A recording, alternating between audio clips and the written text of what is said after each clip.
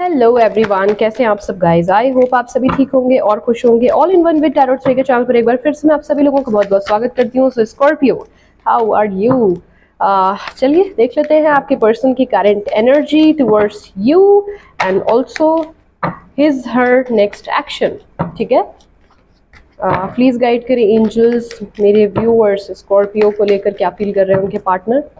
आज के दिन की आप सभी लोगों को ढेर सारी शुभकामनाएं। कजरी तीज की बहुत बहुत शुभकामनाएं। महादेव हम सब पर अपनी कृपा दृष्टि बनाकर रखे। और कौन कौन कैसे कैसे सेलिब्रेट करता है मुझे प्लीज बताइएगा कमेंट सेक्शन में। साथ ही कल हमारे बप्पा आ रहे हैं, प्यारे से नन्हे से क्यूट से बप्पा आ रहे हैं, तो एक बार सब लोग कमेंट सेक्शन में जल्दी जल्दी से लिख दीजिए। इतना तो बनता है कि गणपति बप्पा मोरया, मंगल मूर्ति मोरया। मैं भी प्रार्थना करूंगी बप्पा से कि हम सब की लाइफ में prosperity, abundance, love, infinity, completion, harmony, ये सारी चीजें लेकर आए। विघ्न हरता है वो हमारे विघ्न हरण है। तो दुआ करिए, प्रार्थना करिए। जिस भी धर्म संप्रदाय जाति से आप बिलोंग करते हैं, बट मुझे लगता है कि ईश्वर या ऊपर वाला वो एक ही है। तो आप जिस भी भाषा में, जिस भी धर्म से संबंधित आप किसी भी ईश्वरीय या ऊपरी शक्ति को याद करते हो, वो आपको रिस्पॉन्स देते ही देते हैं।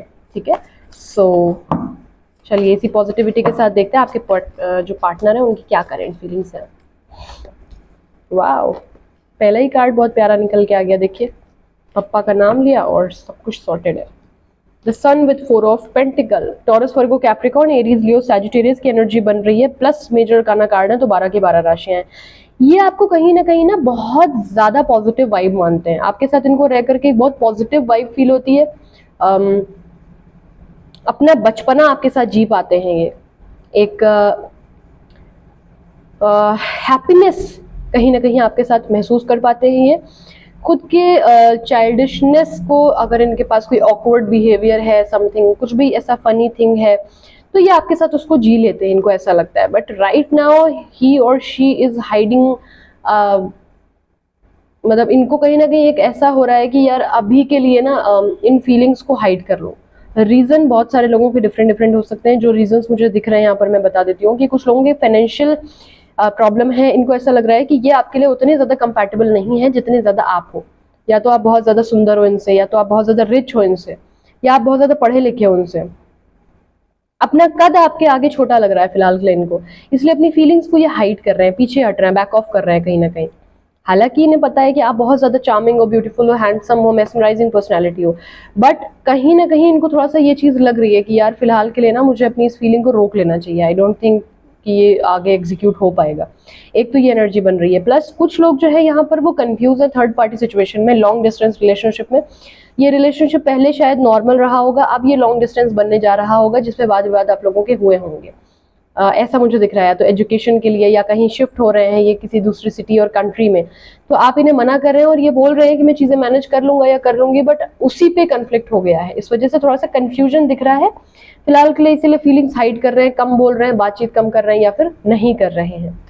पूरी तरीके से खुद को नॉर्मल करने की कोशिश कर रहे हैं, दिमाग को शांत करने की कोशिश कर रहे हैं कि अपनी आत्मा की बात समझ सकें, सुन सकें कि क्या सही है क्या गलत है। इनको ऐसा लग रहा है कि इस टाइम पे आपको इनको सपोर्ट करना चाहिए था, तो आप इन्हें लड़ रहे हो, समझाने के बजाय, आगे बढ़ने के बजाय पैर की बेड़ियां बन रहे हो, रास्ता नहीं दिखा रहे हो। तो इनको लग रहा है कि यार ये क्या है, मतलब ये तो नहीं तय हुआ था, मैं आगे ही ना बढ़ूं या मैं चीजें ही ना करूं, ये तो समझ ही नहीं पा रही है, समझ ही नहीं पा रहा।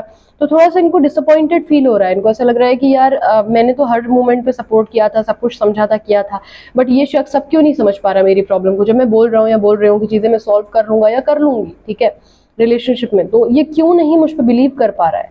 तो किसी बात को लेकर डिसअपॉइंटेड है, जबकि अट्रैक्शन प्यार बहुत ज्यादा है, बट डिसअपॉइंटेड है। और जो भी डिसीजन है वो इनके फादर की तरफ से लिया गया, क्योंकि सूर्य की एनर्जी थी, सूर्य यानी पिता, बैकग्राउंड, जो भी इनके ददिहाल की तरफ से, पक्ष से, या कोई मैन या पिता जैसी या भाई जैसी एनर्जी है जो इनको ये सब कुछ करने को बोल रही है। ये नहीं टाल सकते हैं, नहीं टाल सकती हैं। तो ये आपसे एक्सपेक्ट कर रहे हैं कि आप समझ लो, ये उनको नहीं समझा सकते, बट आप अभी नहीं समझ पा रहे हो इनके अकॉर्डिंग। नेक्स्ट एक्शन देखते हैं क्या लेंगे।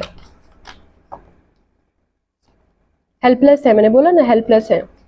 टू ऑफ वॉन्ड्स फिर से आया है। यहाँ पर थर्ड पार्टी सिचुएशन बन रही है लॉन्ग डिस्टेंस के साथ। देखिए अभी ये यहाँ पर आपके साथ रहना चाहते हैं, रीयूनाइट होना चाहते हैं, आपसे आकर के बात करना चाहते हैं, कॉल मैसेजेस करना चाहते हैं, लेकिन अभी ये बहुत ज्यादा डिप्रेस है।